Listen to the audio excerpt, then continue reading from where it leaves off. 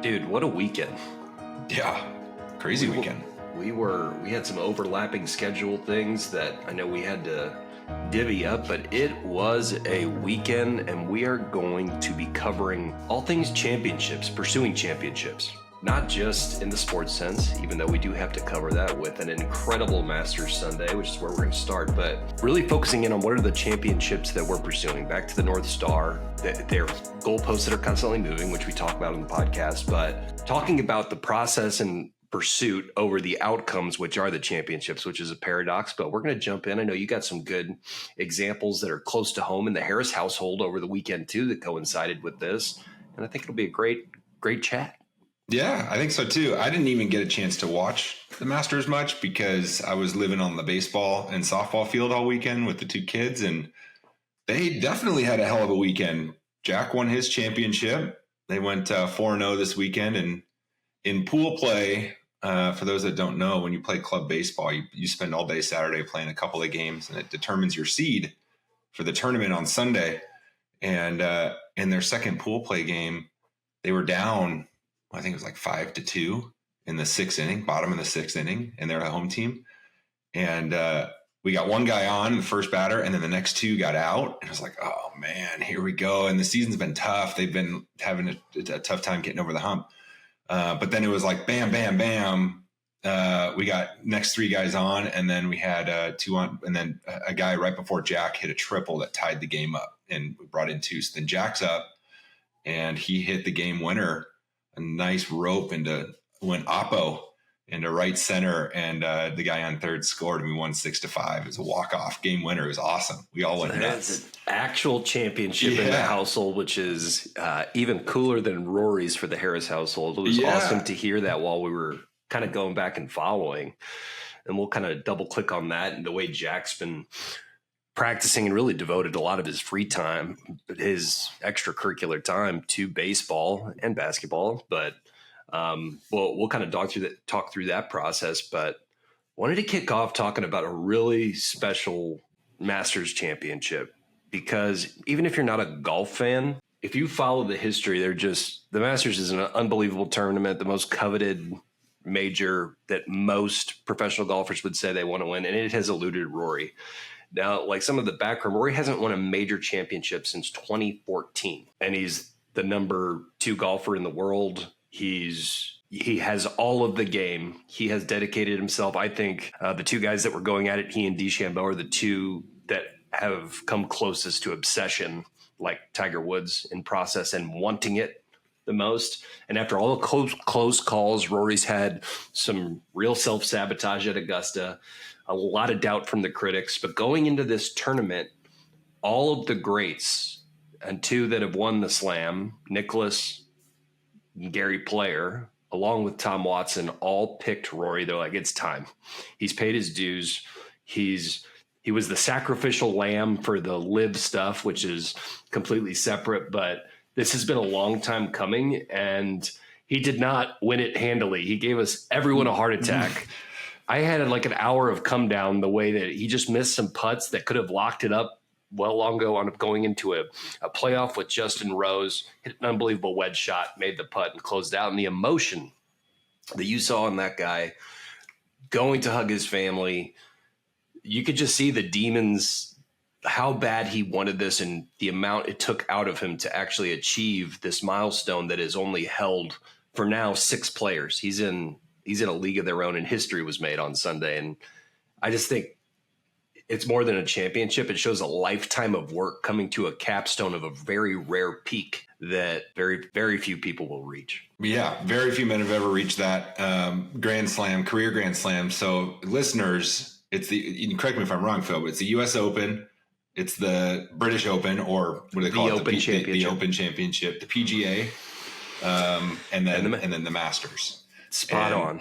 And 6 guys have only done it in their career, like a Grand Slam. And so it was cool to watch. Okay, so I didn't get to watch some of it. I watched a little bit of it because, like I said, we were on the field. But I had 100+ texts from our group chat going back and forth on the play-by-plays of what was going on. It was like, oh, he's screwed. Like he's botching it again. He's choking. And then all of a sudden it was like, no, he's back. He got out of his head. And it was just like up and down. I could just feel it within that group chat of the up and down. And I went back and watched some highlights and looked at his scorecard too. And I'm like, dude, he had 2 double bogeys in the final round.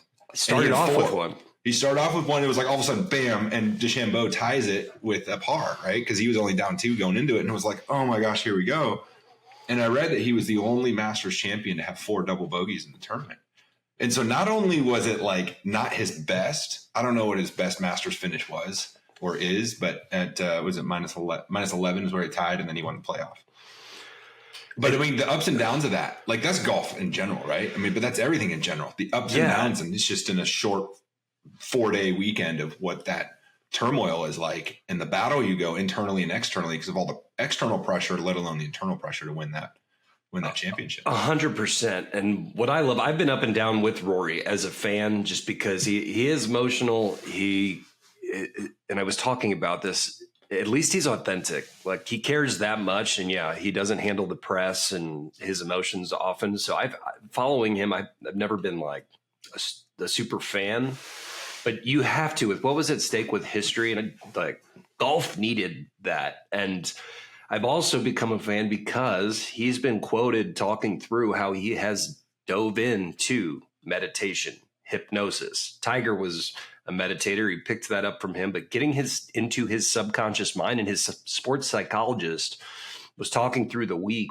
around what we talk about on this podcast all the time, process over outcomes.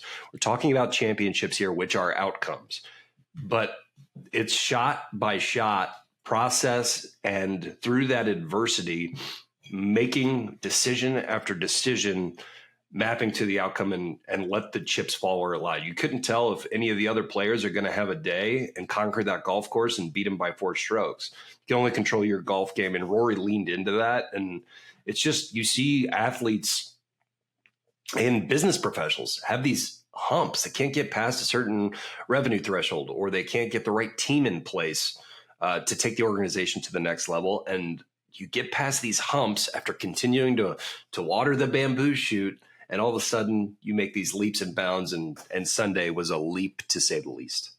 Yeah, and it's definitely a tale of perseverance, and you love seeing those, and watching it real time on live TV like that was pretty cool. But the amount of work that he's put in, it just goes with anything. Like any successful person doesn't ever quit. They just have the drive to continue pushing on. Even just going back to, not comparing this tournament with my son this past weekend with Rory's Masters Championships, this is the 12U club baseball tournament, but it was their first one of the spring. And you could just see that the team was just back to having so much fun because all the work they put in the last 3 months kicking off the spring has finally come to fruition of their goals and the outcomes that they had. And they were like jumping up and down and having fun. And it was kind of, a few tournaments there were everyone was getting a little down. And even Victoria, dude, did I tell you she hit a walk-off grand slam in her softball game? That is so awesome. Like, it was an incredible weekend of sports, but she's like, she's 10 and she's putting in all this work already. And I just love seeing that in the kids. And I love seeing when the kids are like in these, they're kind of rec or competitive, but it's like important. That's the most important thing in their life right now, maybe outside of school and stuff, but no one likes school that much. And it's like seeing their successes from the sidelines is so cool. And then, all of the work that we're putting in as parents, and I'm sure Rory's got his coaches and advisors and everybody, right? Don't forget about those guys that are in their ears all the time, like coaching them and teaching them and just saying like, hey, I love watching you play. I love watching you work. Just keep putting it in, and reassessing your goals and figuring out where you need to pivot and the things you need to work on. And like you said, it goes with anything. It's not just sports, it's life, it's business, it's everything. You're so spot on. And I thought it was so cool. And why I sent that last text in the group, I think it was the last one that we sent last night after all of them, but it just hit me connecting these dots because I'm sitting there watching with my godparents, with Kim and Gary, and just had the most wonderful day sharing that. Even Paula got involved, and she cannot stand watching golf, and she was giving some hilarious color commentary. Rory's from Ireland. That's Northern Ireland. Okay, what do you think? You said something about this. What's this Nordy? Well, we got to be careful because this is I don't know. It's a tense subject between Northern Ireland and we know and we got some Irish people listening to this, so we got to. But he plays for the Republic in the Olympics, and that's a whole nother interesting conversation. But Back to the family piece, you got you at the baseball field, witnessing that championship with you and your family, watching with the family, and then Rory going straight to his wife and to Poppy, his daughter, and picking her up. And as he was giving his acceptance speech or whatever, the first thing he said was to Poppy, "You can do whatever you want to do if you put your mind to it and dedicate it," because he's living proof of that with all the adversity. I mean, his home life has been challenged by everything that happened with Liv, the media being tough on him. And at the end of the day, the only reason we're pursuing championships, besides seeing what we're capable of, is to share it with those that we're closest with. And it was all just so evident in that moment between what was going on with you on the baseball field, there with my own family, seeing Rory. It's like, this is what it's all about. Yeah. It's just surrounding yourself around those people, right? Those people in your circle, the closest ones that you have. And when you have those moments, like I bet you this one was far, not only because it was like getting the monkey off your back, but had he won it in 2015, let's say, or 2016, it may not have been as important as it was to win it now for two reasons. One, he's got his baby girl out there to witness that, and his wife, and just spending the last 11 years just taking cracks at it, like just inching away, to get to this point. And it took so long, and it's almost like that's what makes it better to win it now than it did 10 years ago. Because after that, you still have these milestones, and you still want to try and do it again. But when you're working so hard at something for so long, and you're so dedicated, and it's possible, and you'll get there, you just don't know when it's going to happen. And the only reason you wouldn't is if you stopped, and then you just continue on and you finally hit this moment. Now it's like, where does it go from here? Is like the weight lifted off his shoulders where he just starts dominating because there's no pressure anymore? Or is it just kind of like, I've made it and I'm going to coast? Or like, what do you think? I mean, what do you think? I have a very strong feeling the golf world needs to look out. Scotty Scheffler needs to look out, because he's already sitting at number 2. He's playing the golf. It was closing. And you are spot on with what he said. He said all the heartbreak at Augusta and all the close calls, even in other major championships, he's like, it made it so much sweeter to know that it's taken this long. And I call it self-sabotage. If you see some of his, like, he was trying to do it during the round. He couldn't get the putter going. He hit that one shot in the water, and that's when I thought, this next shot is going to make everything. And then he missed that putt, and I'm like, how this guy is, it's like the micro and the macro. You're seeing it in real time and saying, is he going to be able to stick this out? And it was just, gosh. Dude, I was so nervous. When he missed that 7-footer or whatever for the win that went to the playoff. I'm like, no way. It was like, that was it. Yeah. I thought it was going to crumble again. Like, I mean, it's crazy to think though, like, and that's a really good perspective, whether he had this or not. Like, failure is temporary. Rory just proved it. He's failed so many times at Augusta, and finally, it's temporary. He succeeded. But success is also temporary, as we know. So you got to continue the work if you want to succeed again. But every time you fail, it's just telling yourself it's going to be that much sweeter when I succeed. It's going to be that much sweeter when I succeed. So every time you have that setback or you have that obstacle, you just continue pushing forward and you achieve what it is that you're trying to achieve. And it's going to make it that much sweeter. So every time something happens where you're like, man, this is just never going to work for me, it's never a no. It's always a not yet. Yeah. And that goes with sales. That goes with anything, right? When you get turned down for anything, it's never a no. It's always a not yet. And I just think that that's so powerful. And the analogy we have using Rory and the Masters is just too perfect for so many of these different areas of our lives that we run into. 100%. It is so inspirational, even though, again, the goal here is for the listeners, like, thinking about what championships are you pursuing? Not from a sports perspective, but what's the next key milestone in your life that you're really working on to get to? Because it's not going to be the last one, right? Just like this isn't Rory's last major, but these milestones that we're working for should be the top goal. And I was drawing so many, because rereading Tim Grover's Winning, some of those, the quotes and concepts are exactly just spot on with what Rory's done. Like, winning wages war against the self. And it sounds dramatic, but it is. It's not polite. It's not patient. It doesn't wait for your permission. And Rory was fighting that inner war. He wasn't trying to be perfect. He was leaning into process, trusted his mind. You could see it on his face. Like, I'm looking at Paul and saying he's going through it. You could see it on his face with some of those mistakes. Like, is this really happening? And it's literally hanging on by a thread moment to moment. And it's also talking to golf. The last Grover comment, as I was rereading that tied to it, was relentless people don't compete with anyone. They attack and they get past their own weaknesses and find others, which he was able to do to close it out. Justin Rose hit a great shot in that he could have made the putt and put even more pressure. But oh my gosh, yeah. Rory he used the upside of the hill and drew it back toward the hole, totally opposite shot, and stuck it a third as close as Rose did, put that pressure on him. He misses the putt. To hit that shot in that moment, just that crispy wedge when everything is on the line after Rose hit it, it just takes nerves of steel and commitment to the moment. Yeah, so I did get a chance to log into YouTube TV on my phone and watch like the last couple of holes. And I remember thinking when that shot happened, when Rose put that in there, and even when on 18, when Rory popped it into the trap and he had to have an up and down to win it. And obviously he had the up, but he just missed that 7-footer. I was just thinking when he was in the trap, and then also that same thought when he was on the playoff to get it closer was, dude, all you got to do is just trust your work. Just trust everything you put it, like no thoughts, do everything. And much easier said than done, right? But when you've put in that much work and that much practice and you don't even have to think and your body's on autopilot, just trust the efforts, trust the skills that you have, just trust. This is the same thing I talk with Jack about pitching. Like, we're not aiming here. We're not aiming to the catcher's glove. We're just trusting the body of work that we put in and knowing that we can throw hard and we can throw accurate. We're not thinking, we're just playing.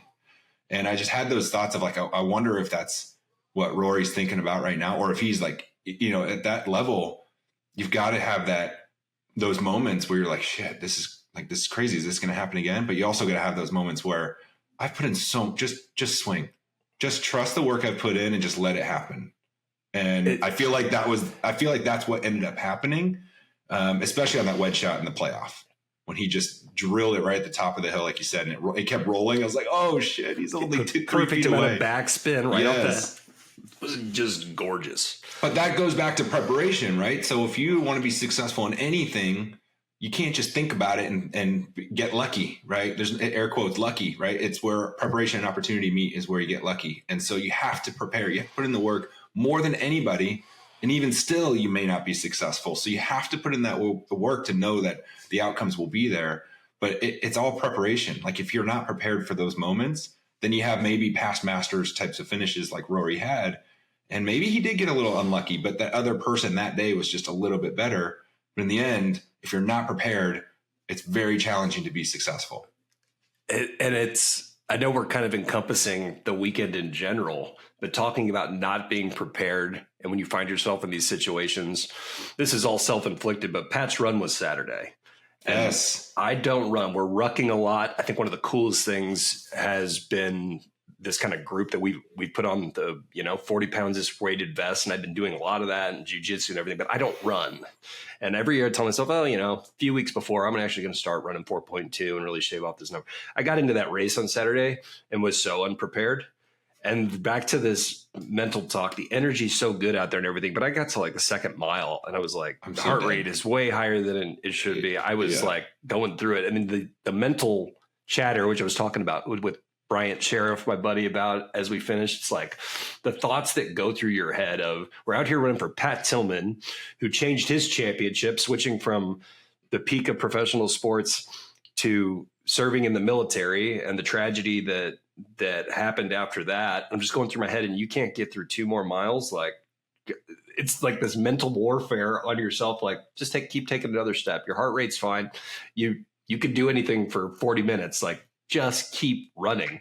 And so it was like these themes of even when you're unprepared, being able to kind of grit it out and get through the situation you're in. I'm not trying to over dramatize a 4.2 mile run. You would knock that out with no problem. No, I don't know. Not anymore, man. I'm really bummed. I was signed up for it. I paid for it, got the shirt and everything and was ready to roll. And, I bailed. I didn't end up doing it. Jack had a tournament, but it was just because I'm banged up, dude. I've been playing hoops like twice a week, and we're pushing 40 now. You don't recover as easily as you did. I'm still in so much pain from Saturday because I wasn't trained properly for it. But I love that race. Pat's run's awesome. Maybe doing.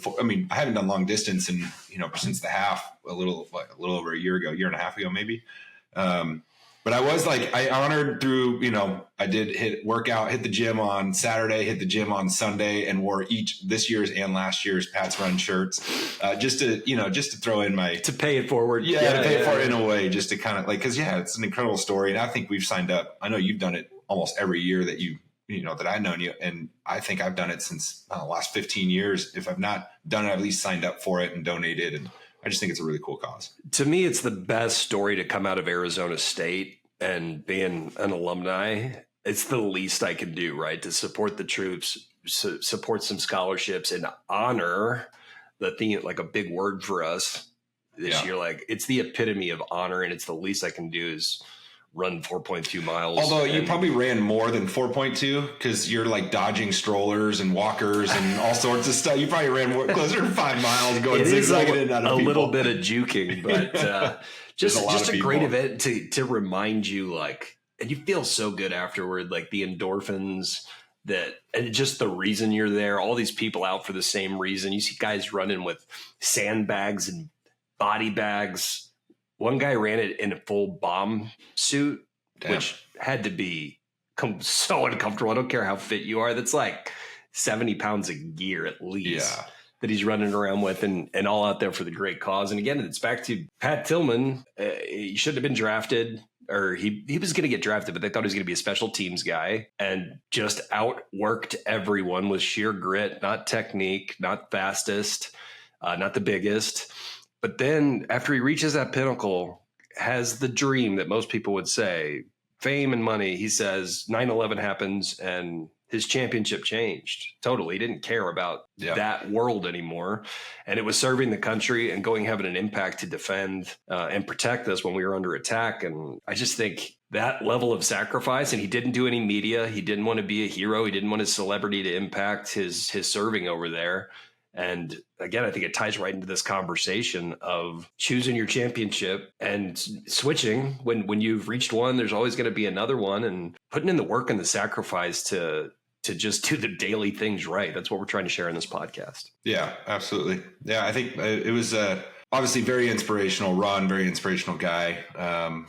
Pat, he's got a statue in front of State Farm Stadium still, Cardinal Stadium. So, but yeah, all in all, the weekend was awesome. We had another pod lined up this week, but I'm glad we were able to pivot and push this one out just because the weekend was so great and there were so many storylines that are parallel. We learned from the sports world, but parallel to everything else we do in life. And at the end of the day, when you define what you want, what your overall success is, and if you keep failing at it or keep trying and you're not quite getting there, it's putting in the work, it's preparing, it's consistently pushing forward, and eventually you will get there. You will hit that point. And then when you do, you have an opportunity to continue on and do it again or pivot or another level or whatever. But it just doing the work is what it takes at the end of the day. That's what it takes to be a success in whatever it is that you want to be in life. It really is. Congrats to Jack and Victoria on some great athletics on the ball field. They were so pumped. Congrats to Rory on such a milestone and providing so much joy to so many people. And congrats to you, listeners. Let us know what championship you're pursuing, and we'll be back at you next week.